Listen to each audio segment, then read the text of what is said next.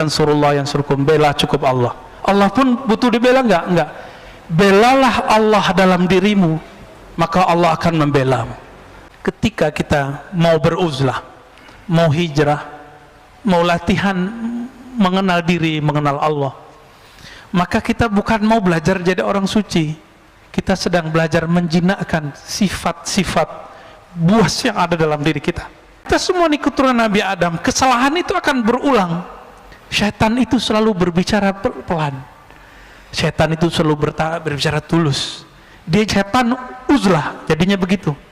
Semakin nambah ilmu di dalam dirinya, yang bertambah sombongnya, bertambah zikirnya, bertambah sombong. Setelah kita, kolbunya anti selain Allah atau tidak, itu uzlah. Tapi dia merasakan orang itu jahat, saya baik, saya harus menjauh darinya. Orang seperti ini disebut dengan mutakabbirun.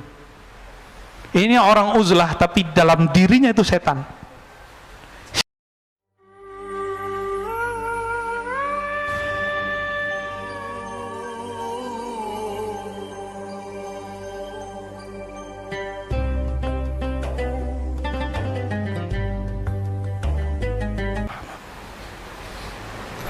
Al-Fatihah. Bismillahirrahmanirrahim. Alhamdulillahirabbil alamin, arrahmanirrahim, maliki yaumiddin. Iyyaka na'budu wa iyyaka nasta'in.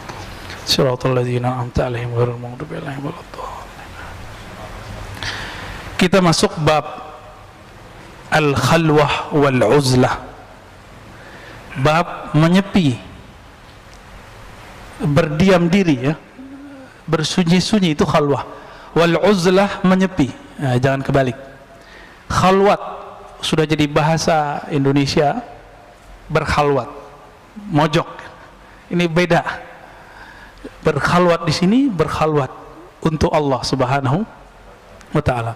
Uzlah menjauhkan diri dari manusia. Dua hal yang berbeda. Khalwat bisa dalam keramaian, tapi uzlah mesti dalam kesunyian, kesepian, tidak ada orang. Ini beda khalwat dan uzlah, ya. Di sini ada hadis yang sangat panjang. Kata Nabi SAW, maknanya sesuai dengan beberapa hadis di Sahih Muslim. Inna min khairi ma'aishin nas kullihim rajulan akhizan bi'anani farasih fi sabilillah. Orang yang terbaik itu adalah orang-orang yang mempunyai kendaraan, lalu dia bawa fi sabilillah. Kemudian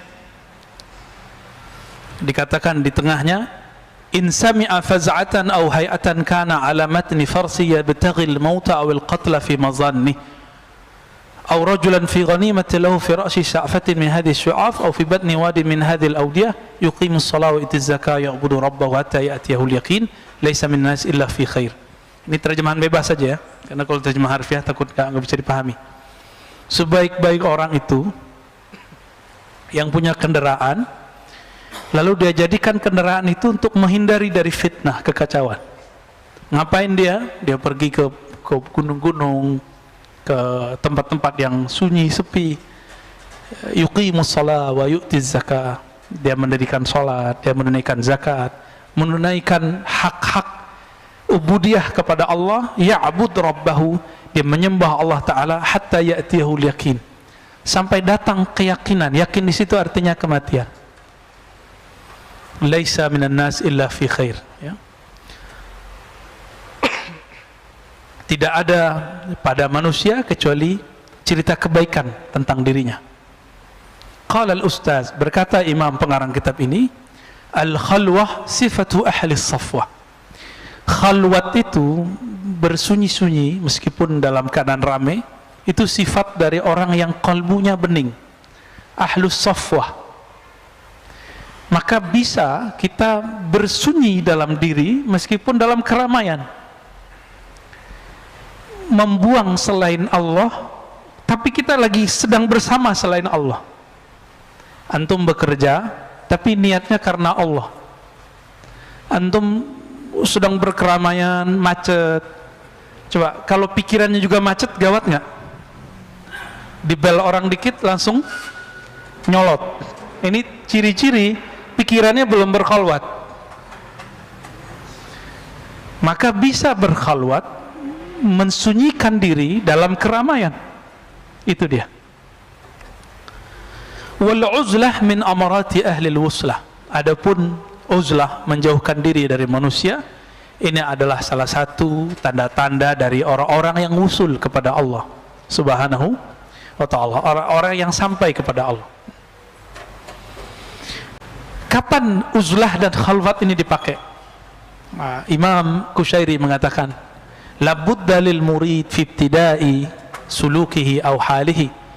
Murid itu di awal dia belajar mengenal Allah, ini bukan belajar sekedar belajar biasa. Bahkan mungkin sama ya, semua ilmu barangkali. Seorang murid jika ilmunya ingin mantap, maka dia harus terbebas dari semua gangguan. Sepakat nggak? Maka orang yang terlalu semangat, dia kuliah misalnya 2 sekaligus, biasanya mateng nggak? Nanggung di sini, nanggung di sana, walaupun dapat double degree. Biasanya begitu. Kecuali orang-orang yang dirahmati Allah. Ya.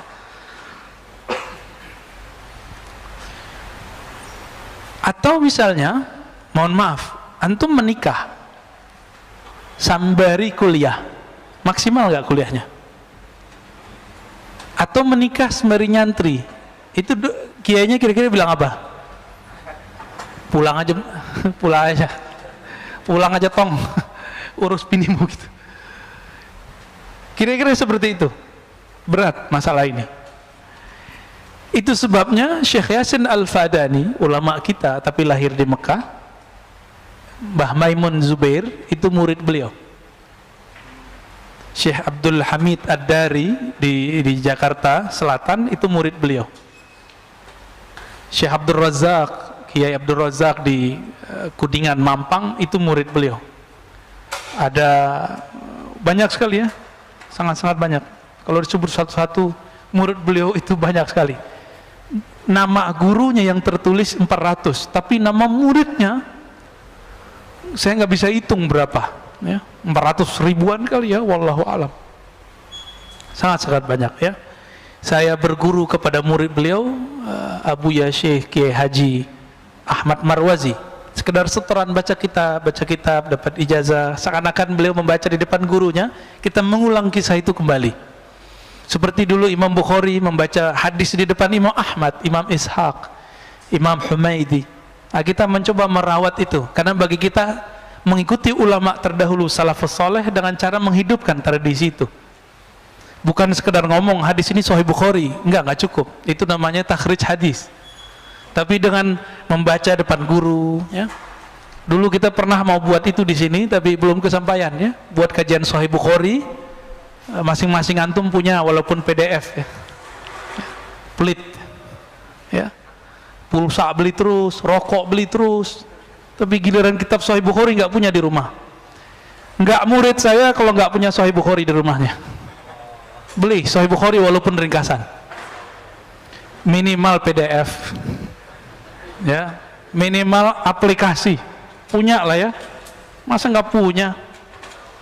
Katanya ikut Ahlus Sunnah ya, biar setiap hari kita terprogram membaca hadis Nabi Sallallahu Alaihi Wasallam. Malu ke Imam Bukhari.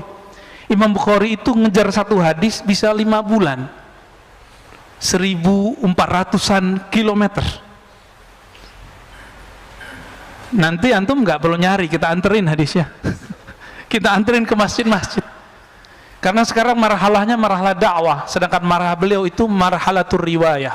Belum meriwayat. Maka harus dicari marahnya original, yang valid, yang sahih.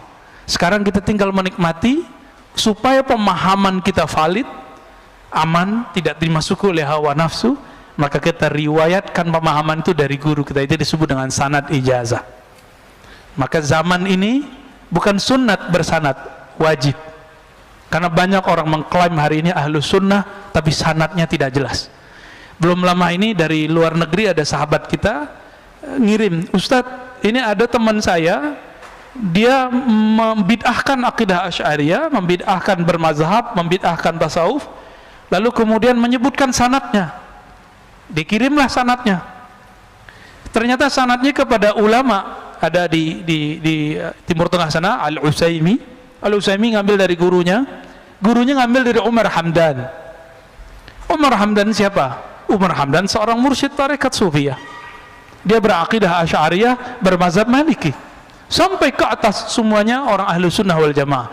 Jadi semua aliran apapun hari ini sanadnya pasti nyambung kepada imam-imam yang 3 kategori itu yang kita sudah sering ulang-ulang. Siapa ahlu sunnah? Berakidah Asy'ariyah, ahlu sunnah wal jamaah atau Maturidiyah, bermazhab yang 4, bertasawuf yang bersanad sahih. Kita ulang-ulang biar jadi hafal, ya.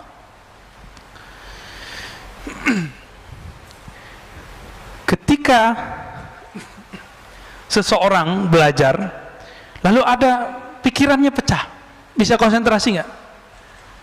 Maka Maulana Syekh Yasin Al-Fadani itu telat menikah.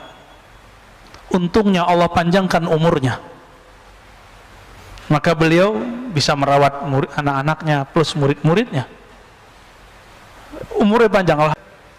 Karena nggak bisa lepas dari handphone, maka kita harus memanage anak pakai handphone. Jadi nggak dilarang, nggak haram, ya. Kayak gini nih contohnya kan, yang nggak dilarang, tapi harus pinter-pinter mainnya, ya. Kadang-kadang anaknya dilarang main handphone, dia main handphone depan anaknya, sama aja. Sama kayak ngelarang anak ngerokok, kita ngerokok depan anak, bohong itu namanya. Taib. Apalagi belajar ilmu kerohanian, ilmu ma'rifatullah. Jadi minimal kalau antum nyantrinya nyantri muakkad. Jadi nyantri itu ada 2 sekarang. Nyantri muqayyad, muakkad. Ada yang muqayyad itu sudah terikat di satu institusi. Nggak mungkin di umur-umur begini udah susah, ya. Bener. Maka sekarang santri namanya santri muakkad, temporal, 2 jam aja, 1 jam aja, mulai maghrib sampai isya, lumayan. Kan jalannya ini yang Allah lihat. Antum itu datang ke sini kena macet, ya kena hujan, ini yang dilihat oleh Allah. Itu yang dilihat oleh Allah. Maka rasakan getaran-getarannya kalau kita ikhlas lagi jalan. Walaupun antum ikut ajarannya mungkin belum benar, bahkan ikut ajarannya yang kurang pas, tapi karena tulus nanti Allah bimbing, tenang aja. Jadi siapapun sekarang yang nyerempet ke ajaran-ajaran tertentu, tapi kalau dia tulus kepada Allah, sahalallahu lahu tariqan ilal jannah. Allah mudahkan jalan dia. Surga dunia itu ilmu dan zikir, nggak ada lebih. Surga dunia cuma ilmu dan zikir. Ilmu ini bikin orang lupa sama istrinya, sama suaminya, sama anaknya, sama makannya. Coba aja nanti ngaji.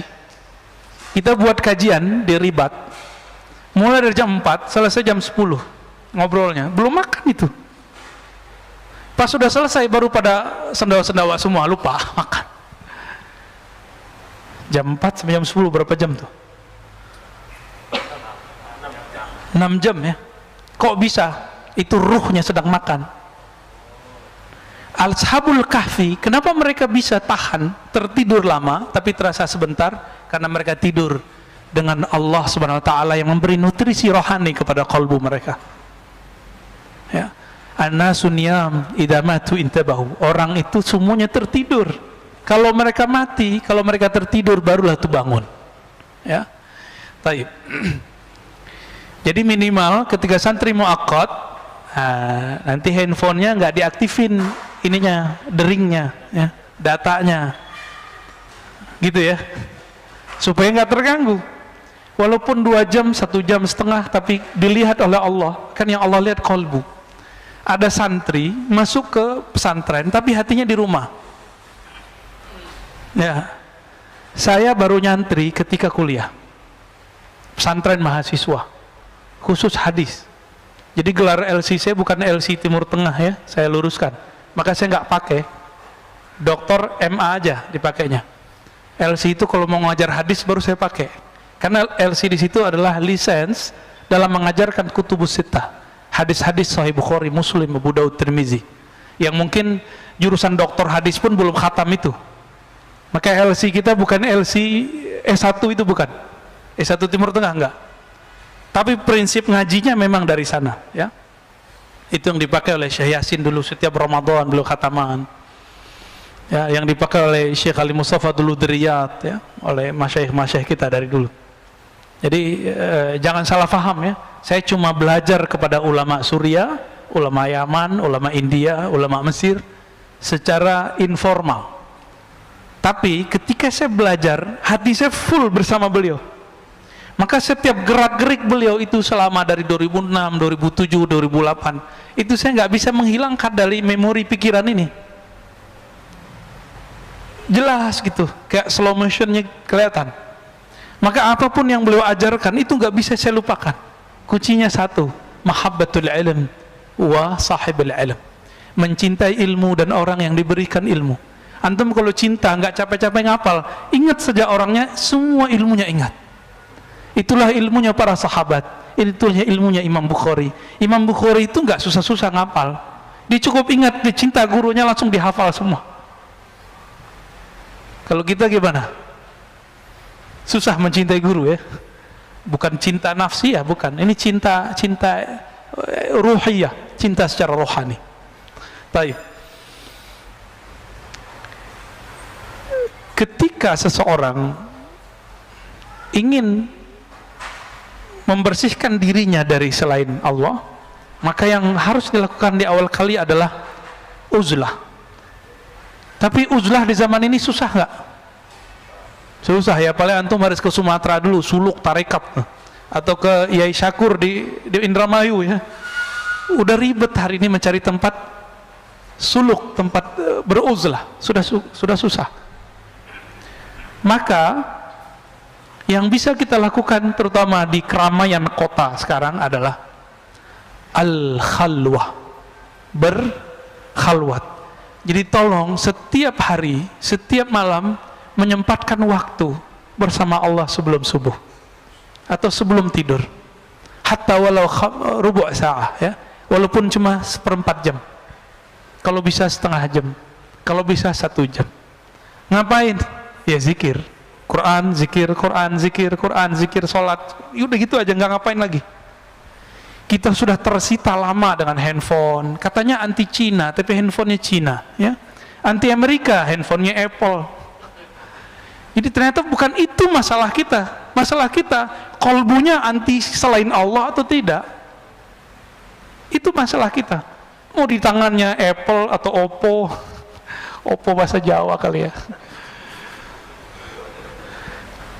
Tapi hati-hati teman-teman, ketika orang berkhalwat dan beruzlah. Jadi saya nggak mau gaul lah sama orang, itu namanya beruzlah juga.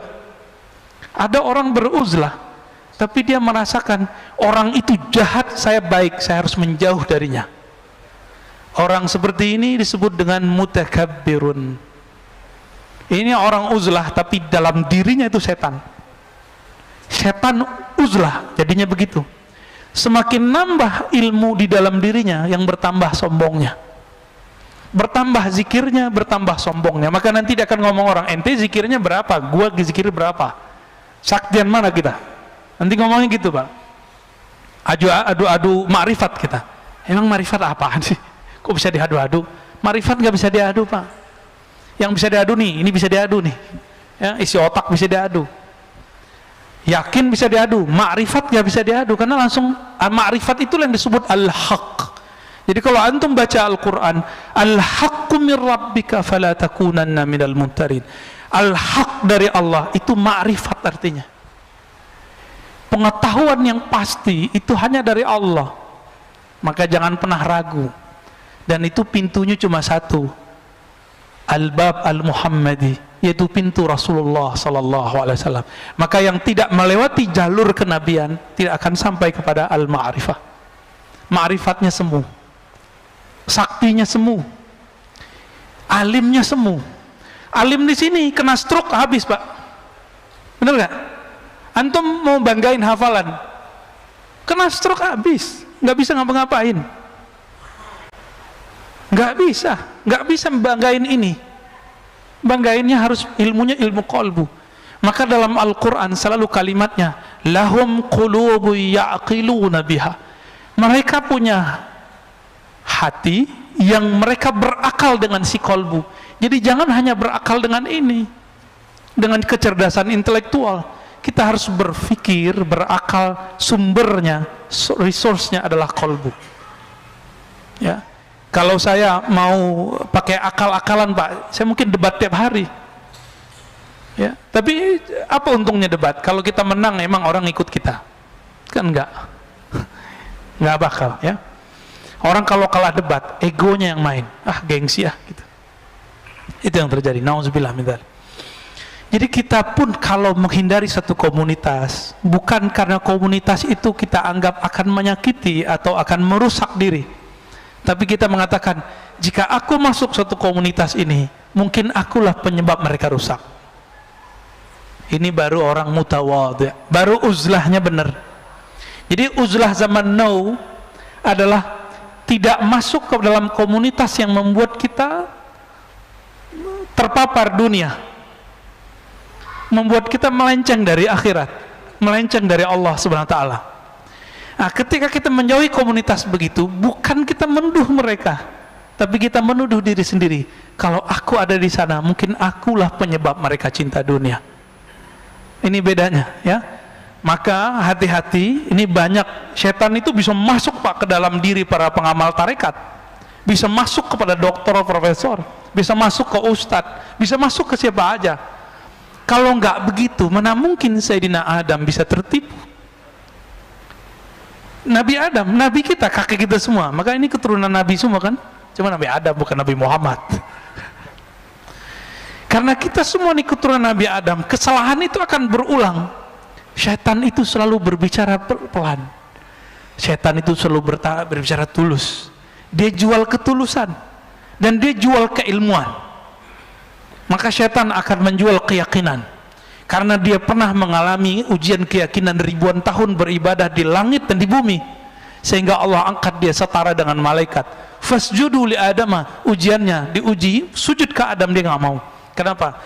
Di kolbunya ada kesombongan yang menyala-nyala. Ini dalam diri kita ada kesombongan nggak menyala-nyala?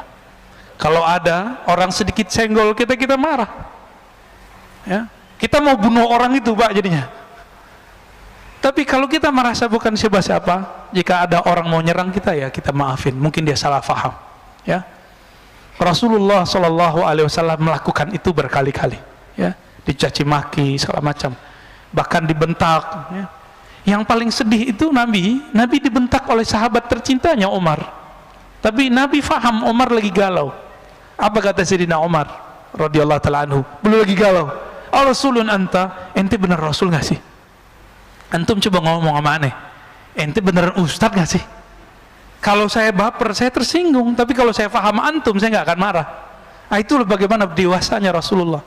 Nabi biarkan Umar berkembang, ternyata beliau menjadi pewaris Rasulullah Sallallahu Alaihi Wasallam.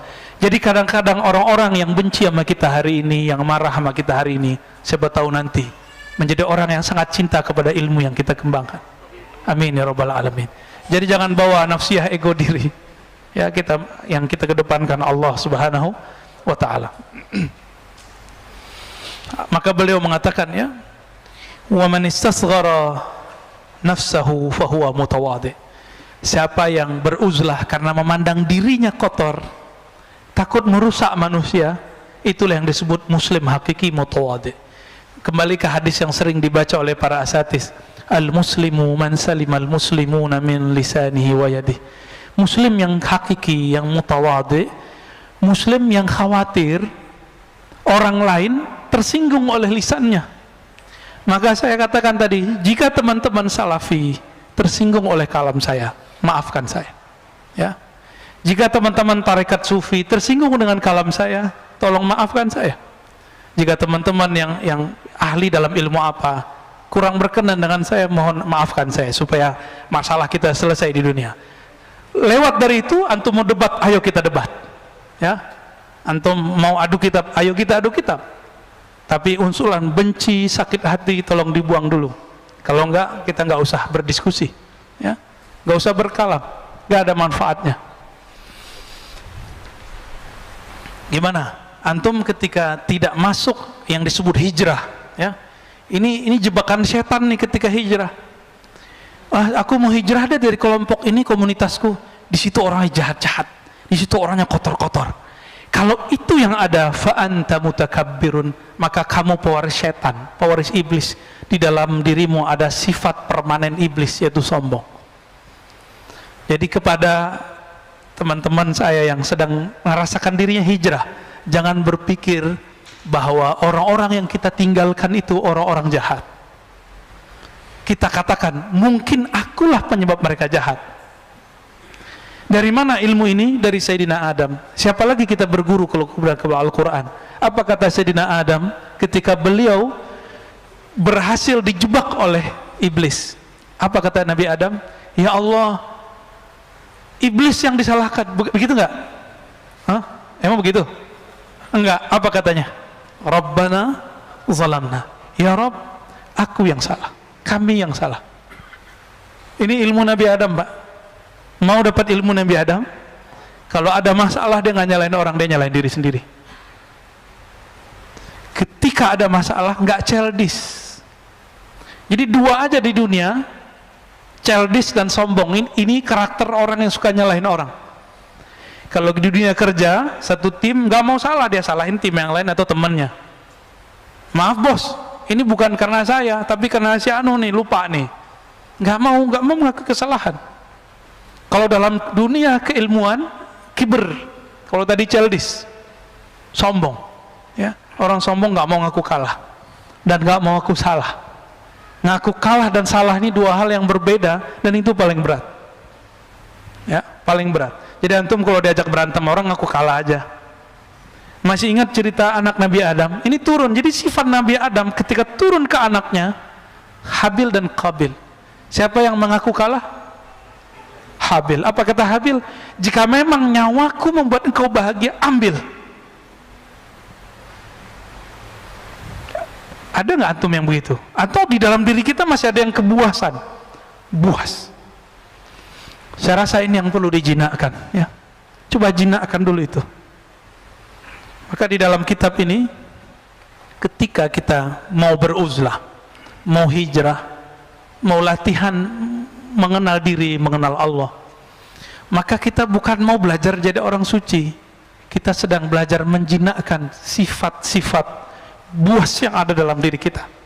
Sifat sibaiyah, yang suka nyolot mulu, ya. Benar ya? Ini aswaja tapi kok nyolot. Ini nggak aswaja ini. Coba, aneh nggak senam antum itu kalau tika membalasin orang-orang itu kemudian berkata kasar. Kul khairan auliyasmut. Katakan khairan. Khairan itu beda dengan hasanan. Khairan itu pilihan kata yang baik.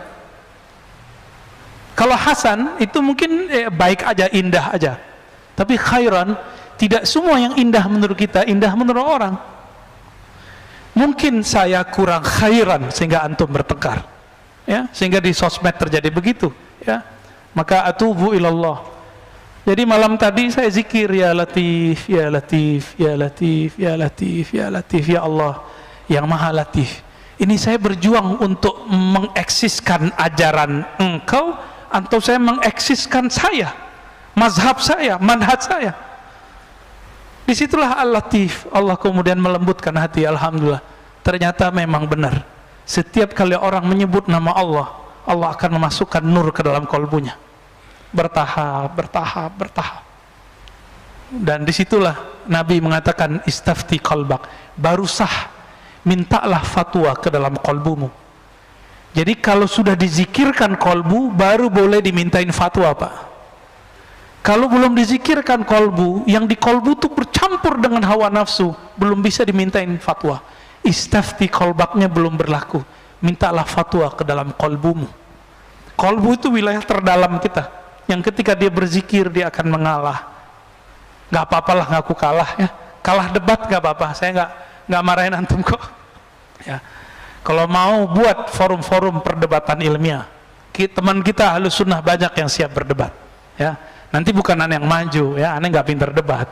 Yang pintar debat tuh banyak, ada Buya Asfi, Kiai Ma'ruf Khazin, ya, Habib Ges, itu jago-jago semua tuh. Kalau kita ngaji-ngaji kitab biasa aja, ya. Mau ngaji ayo, banyak, ya, banyak yang mau debat. Karena itu memang jihad mereka di situ. Mereka berjihad di wajadilhum billati hiya ahsan. Berjihadlah dengan cara yang, berjidallah dengan cara yang ahsan. Taib.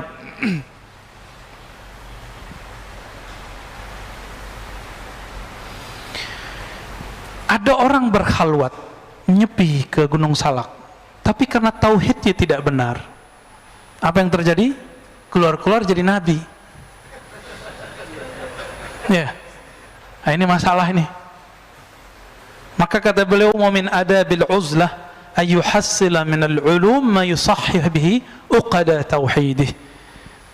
Salah satu yang paling awal sebelum orang masuk ke dunia suluk, dunia khalwat, dunia tarekat sufi, wajib belajar ilmu akidah. Maka di Mesir itu hikayat dari beberapa sahabat saya, kalau ingin talqin, beberapa syekh mewajibkan belajar akidah tauhid dengan metode sifat 20 supaya nanti nggak ngaku jadi Tuhan atau ngaku jadi Nabi minimal. Tapi seru juga ya, naik pangkat ya. Manusia biasa, wali aja belum udah jadi Nabi. Wali aja belum ketahuan Pak udah jadi Nabi. Canggih nggak tuh? Canggih itu ya. Itu gimana nasibnya itu orang tuh yang sudah naik pangkat itu ya.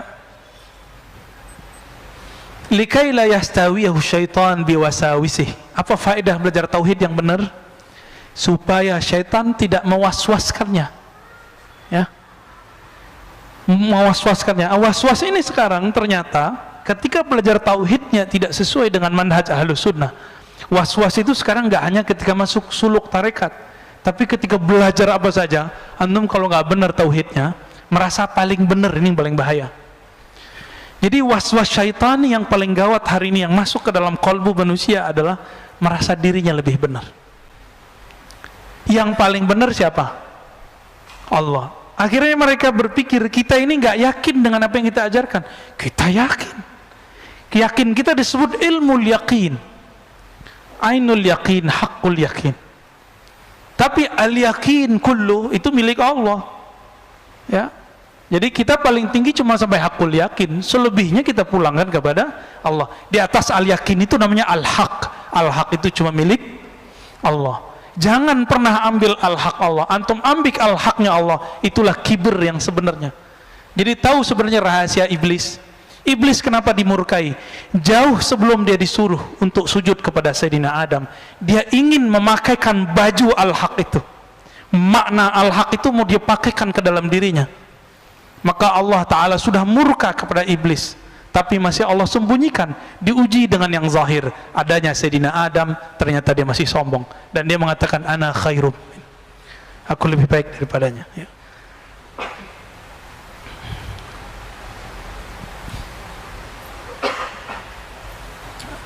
Bapak saudara makan Allah, ini bagian akhir yang mau saya sampaikan.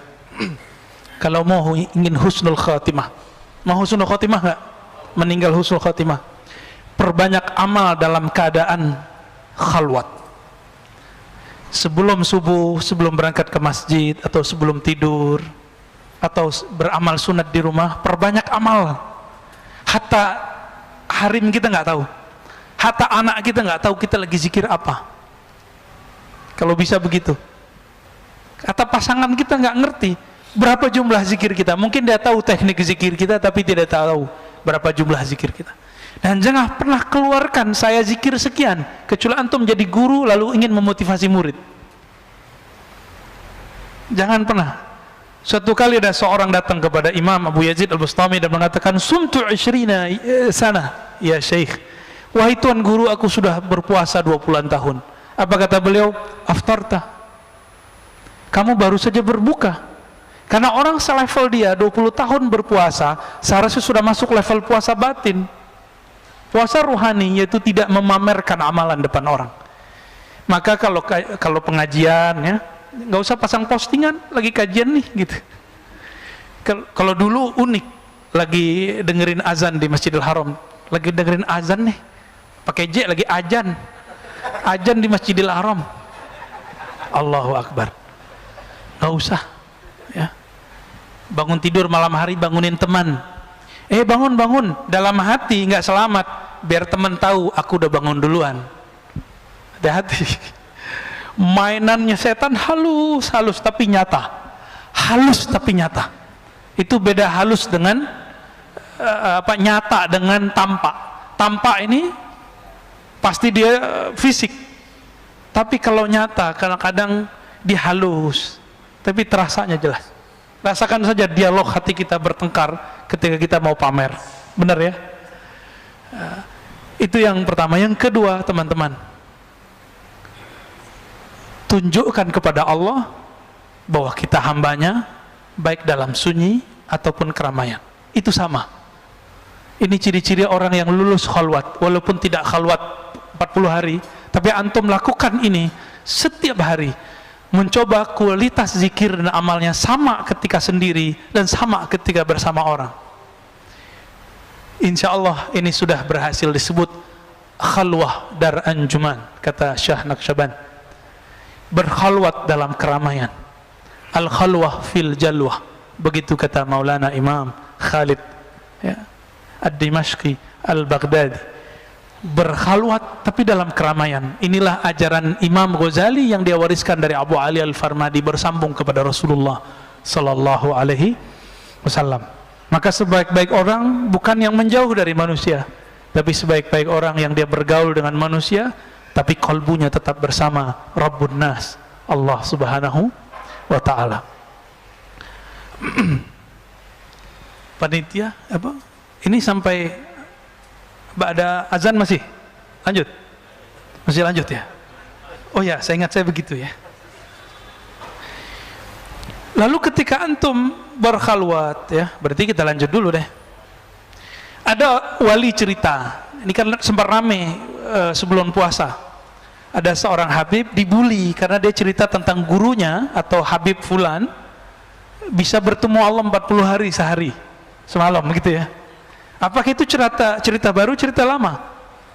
Itu sebenarnya sudah banyak di kitab. Cuma orang yang jarang baca kitab menganggap itu aneh. Saya mau tanya, antum masih ingat hadis al-ulama warasatul anbiya? Ulama pewaris para nabi. Nabi Adam ketemu Allah nggak? Ketemu Allah. Nabi Musa dialog dengan Allah nggak? Dialog.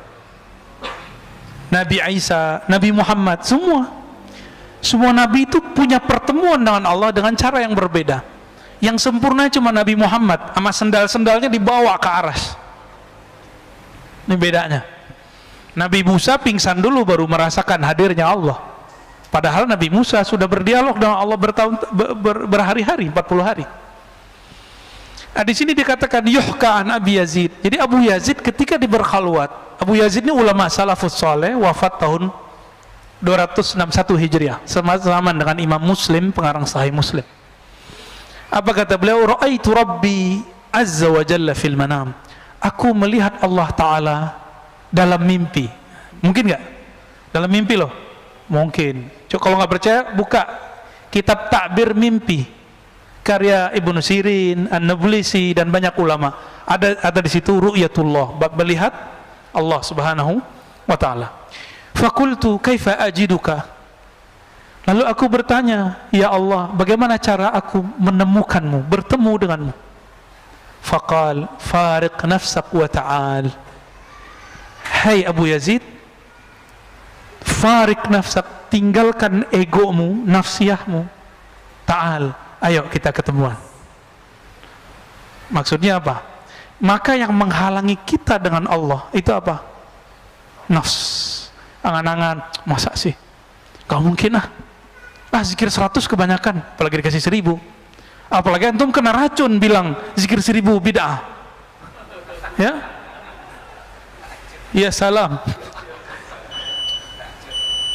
Azan dulu ya. Azan dulu kita lanjut tanya jawab. Fadhal muazzin.